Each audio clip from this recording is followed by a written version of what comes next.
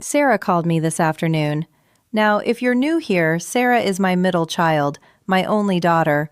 She's 49 now, which still feels strange to say out loud. In my mind, she's still the little girl who used to follow me around the kitchen, asking questions while I was trying to cook dinner. She lives over in Chicago with her husband, Mark, and their 2 children. She's a high school English teacher, just like her father was. We talked for 12 minutes today. I know because I looked at the little numbers on the screen after we hung up. 12 minutes and, I don't know, maybe 30-something seconds. She told me about work and Mark and something her boy needs for school tomorrow. I told her I was fine. I always tell her I'm fine. Then she said, "All right, Mom, I should let you go." And I said, "Of course, sweetheart, you go on." After the call ended, I placed my phone right here on the side table and sat back on this old couch. The clock kept ticking. The room looked exactly the same as it had 12 minutes earlier, but somehow it felt even quieter than before. I'm sitting in the living room today instead of at my kitchen table.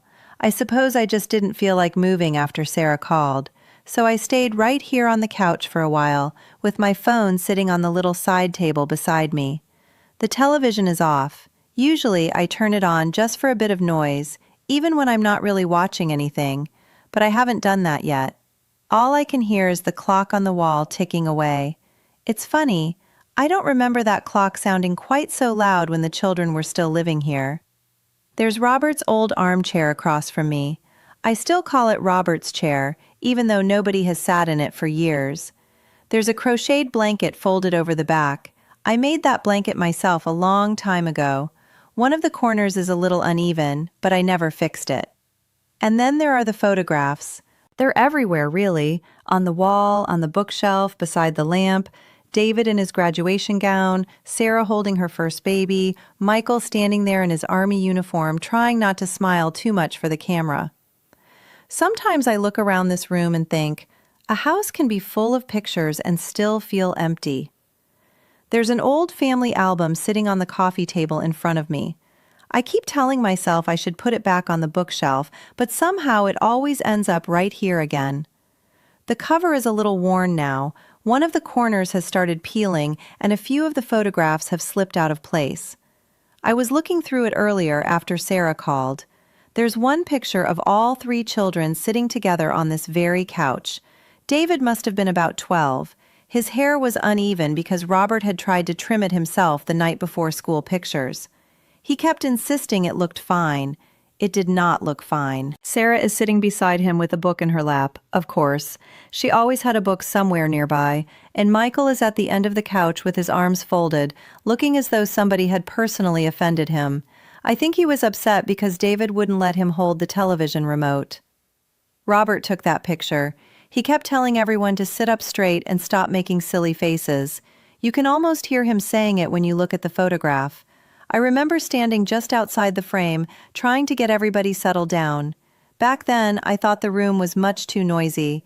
Now I find myself looking at that picture and wishing I could hear even 5 minutes of it again. There was a time when I used to pray for a little quiet, not in any serious way. I wasn't unhappy, I was just tired. David would be sitting at the table with his homework, asking me one question after another. Sarah would be talking from the kitchen even when I was in the living room, because apparently every little thing that happened at school needed a full explanation. And Michael was always looking for something he had misplaced, usually the television remote. One evening, Robert spent nearly half an hour searching for that remote. He checked under the couch, between the cushions, behind the lamp, even inside the newspaper rack. He was getting more irritated by the minute. Then Michael finally admitted he had hidden it inside the couch cushions because David wouldn't let him choose the program. Robert just stood there looking at him for a few seconds. Then he said, "Son, one day you're going to make a very difficult husband." I probably shouldn't laugh at that, but I still do. The house was full of shoes by the door, books on the table, somebody opening the refrigerator every 10 minutes, and Robert telling everyone to keep the noise down while making more noise than anybody else. Back then, I thought peace meant silence. I didn't know silence could feel so different when it finally came. David is my oldest. For anybody who's new here, he lives out in California now with his wife Michelle and their 3 children. He works in software, which, I'll be honest, I still don't completely understand. Whenever he tries to explain what he does, I nod along like I'm following every word. I'm not. But he sounds proud of it, and that's enough for me.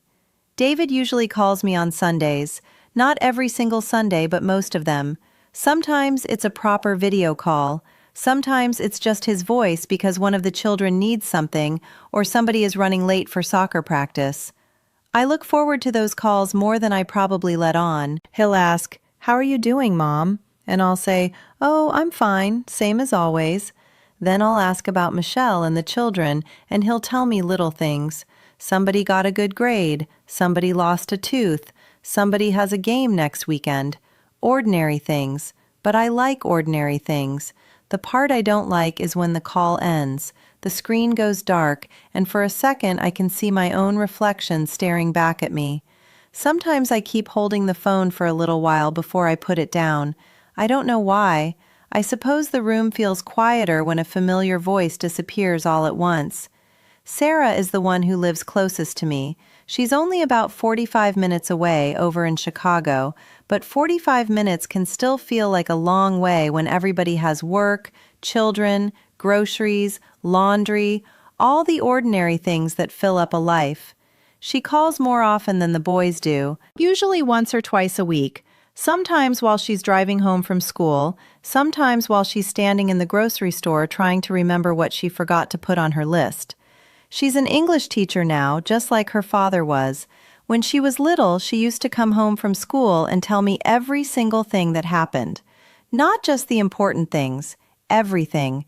Who sat beside her at lunch, which girl had a new pencil case, what the teacher said when somebody dropped a book. I used to think, "Sweetheart, maybe we don't need every detail." I'd give anything to hear those details again now. These days, our calls usually end the same way. She'll say, "Mom, I should let you go." And I'll say, "Of course, you've got things to do." I know she means well. She really does. But sometimes I wonder when we both started talking as though spending time together was something we had to apologize for. And then there's Michael. He's my youngest, and he's always been the quiet one. Even when he was little, he could sit in the same room with me for an hour and barely say a word. He wasn't unhappy. That was just his way. Some children tell you everything. Michael would tell you one sentence and expect you to understand the rest. He joined the Army after high school, which scared me more than I ever admitted to him. Robert was proud right away. I was proud too, of course, but mothers can be proud and worried at the same time. He lives in Texas now with Jessica and their 2 boys. He works in logistics, and from what I understand, he stays very busy. Michael doesn't call as often as David or Sarah. Sometimes I'll get a short text message that says, "Hi, Mom, everything's fine." That's usually it. And I'll write back something simple like, "Glad to hear it, sweetheart, love you." Then I'll look at the phone for a minute, wondering if I should ask more questions or just leave him be. I know he loves me. He's never been someone who says much, but funny enough, I miss even the quiet way he used to sit beside me on this couch without saying anything at all. I don't want to make it sound as though my children have forgotten me. They haven't. They are good children. They really are. David remembers my birthday every year. Sarah checks in when the weather gets bad. Michael sent me a little message last month asking if I needed anything before the storm came through. They send photographs. They call when they can. They ask how I'm feeling. And I know they have their own lives now. Jobs, children, bills, appointments, school schedules, all the things that used to fill my days too. I raised them to grow up and build lives of their own. I suppose it would be a strange thing to complain when they did exactly that. But there's something I've learned as I've gotten older. Being loved from far away and being loved up close are not quite the same feeling. A phone call can warm the room for a little while. A picture can make you smile. A text message can remind you that somebody thought of you. But then the call ends, the screen goes dark, and the room becomes quiet again. I'm not angry with them. I just miss the ordinary closeness of having somebody walk into the room without needing a reason. There's a little drawing tucked inside this album. I almost forgot it was in here. One of the grandbabies made it years ago. I think it was Sarah's little girl, but I'd have to ask her to be sure. It's a picture of this house.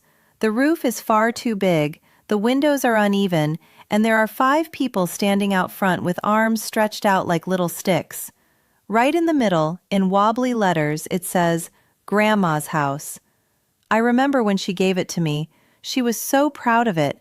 She held it up with both hands and said, "That's your house, Grandma. That's where everybody comes." At the time, I smiled and put it on the refrigerator. I didn't think much about those words. But looking at it now, I suppose that's what this house used to be. The place where everybody came, birthdays, Sunday dinners, Christmas mornings, children running through the hallway, coats piled on chairs, somebody always needing another plate. The paper has faded a little around the edges now. I should probably put it somewhere safer, but part of me likes keeping it close.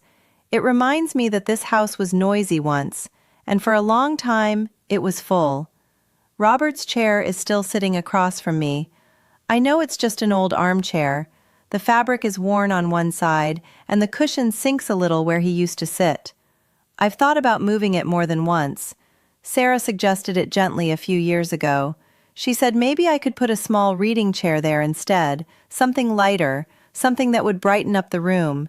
And she wasn't wrong, but every time I think about changing it, I tell myself I'll do it another day. Robert used to sit there with the newspaper spread open in front of him, pretending he wasn't listening to everything going on around him. He always listened. He would lower the paper just enough to make one comment, usually when nobody asked for one, then lift it right back up again. Sometimes the children would come in and drop their bags on the floor, and Robert would sigh like it was the greatest inconvenience in the world. Now the floor stays clear, the chair stays empty, and the newspaper rack beside it has been untouched for years. I suppose houses get quieter slowly. You don't notice it all at once. One person leaves, then another gets busy, then the phone rings a little less often, and one day you find yourself sitting in a room that still holds every memory, but none of the noise. I wonder if you know what I mean. Maybe your house has gotten quieter too. Maybe there used to be children running through the hallway, or somebody calling your name from another room, or a television playing too loudly while dinner was cooking. And maybe back then you wished for a little peace. I know I did. Do you ever miss a noisy house you once thought you wanted quiet? I think about that more than I probably should. The funny thing is, people don't always need a long conversation. Sometimes 5 ordinary minutes are enough. A quick phone call while you're folding laundry, a message asking what somebody had for lunch, a little story that isn't important enough to remember tomorrow. Those are often the nicest parts of the day. I don't want my children to feel guilty. Truly, I don't. But if somebody older crosses your mind today, maybe call them before you get too busy and forget. You don't need a special reason. Sometimes hearing a familiar voice is reason enough. Well, I suppose I should put this album away before I sit here looking through pictures all evening. That happens sometimes. I'll open it for just a minute, thinking I'm only going to look at one photograph, and the next thing I know, an hour has passed. The room is still quiet. Robert's chair is still empty. My phone is still sitting right here on the side table. The clock is still ticking away like it always does. But I feel a little less alone than I did when I first sat down. Maybe that's why I started talking to you in the first place. Sometimes it helps just to say these things out loud. Sarah may call again tomorrow. Maybe David will send me a picture of the children. Maybe Michael will surprise me with one of his short little messages. And if none of that happens, I'll still be here. Probably with a cup of tea. Probably folding this blanket for the 100th time.